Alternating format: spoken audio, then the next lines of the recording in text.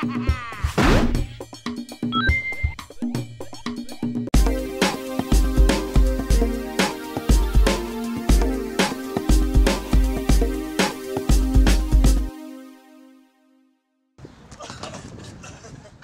in the very cool and climate-controlled SSX room here at E3, talking to Todd about the reinvention or the reboot of SSX, a franchise that we haven't seen in a while. How is it to be going back to Elise and all the others in SSX? It's super exciting for us. I mean, when we got the opportunity to work on this amazing franchise, one of what I consider to be the greatest franchises in EA Sports history, it was like a dream come true. So we knew we wanted to do something really big, and we think we're doing that. Yeah, I think it was even EA Big back in the day, right? It wasn't EA Sports. Yeah, that was a play on words, unintentional. So I understand that one of the things that really struck me about SSX is the size of the game and just how much content there is in there. Could you talk us through a little bit about the philosophy that went into sort of making such a huge game instead of perhaps, trying to make just a few very specific levels or courses? Yeah, I mean, like I said, when we got the opportunity to do this, we didn't want to do just a quick sequel and have it be one and done and then have to wait another 5 years for another SSX. We really wanted this to be the launching point of a great, franchise for this generation that we could build on in the future. And, just in order to do that, we wanted to do something huge. So in early days, we stumbled on, some NASA topography data of the entire planet Earth, and we put that into a proprietary tool that we call Mountain Man. And we got to a point where we could generate a three-dimensional model of any mountain on Earth in about 28 seconds.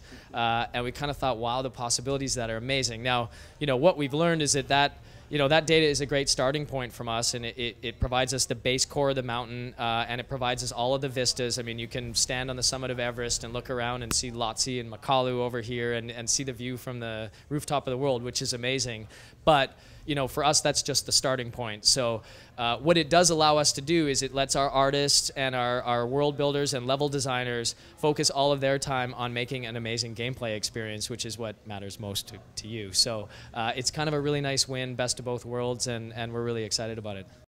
Speaking of the gameplay, I understand you have 3 words for it: race it, trick it, and survive it.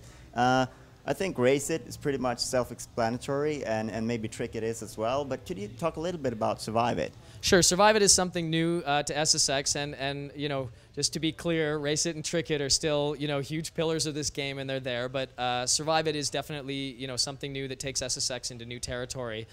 We thought it would be really cool when we started imagining what would it be like to pit the player versus kind of the awesome forces of Mother Nature. And an interesting thing about SSX is if you look at the original SSX, it was actually a precursor to Border Cross becoming an Olympic event. So we kind of look at it as SSX has always been on the cutting edge, or even ahead of the cutting edge of what people are doing in real life.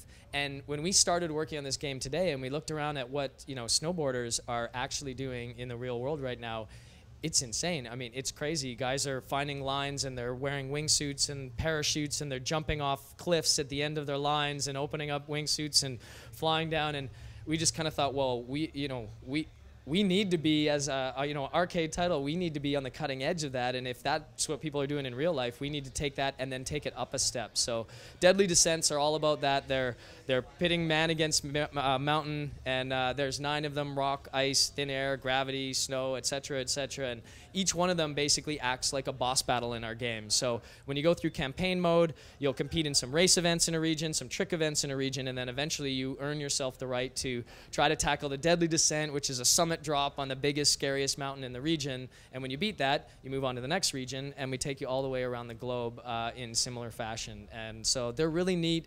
People have been reacting really positively to the first one that we're showing today, so we're pretty excited. And of course, there's going to be some kind of multiplayer. What kind of philosophy has gone into that, and what vision do you have for the multiplayer component? Yeah, we have huge plans for multiplayer, and I'm really excited to talk about them. Unfortunately, we're not talking about them yet today. But the only thing we have said is we were really inspired by what the team at Criterion did with Need for Speed Hot Pursuit and Autolog, and really putting your friends at the heart of the game. We have some really cool innovations coming with multiplayer. It's not what people are going to expect, and we'll be talking about those at Gamescom.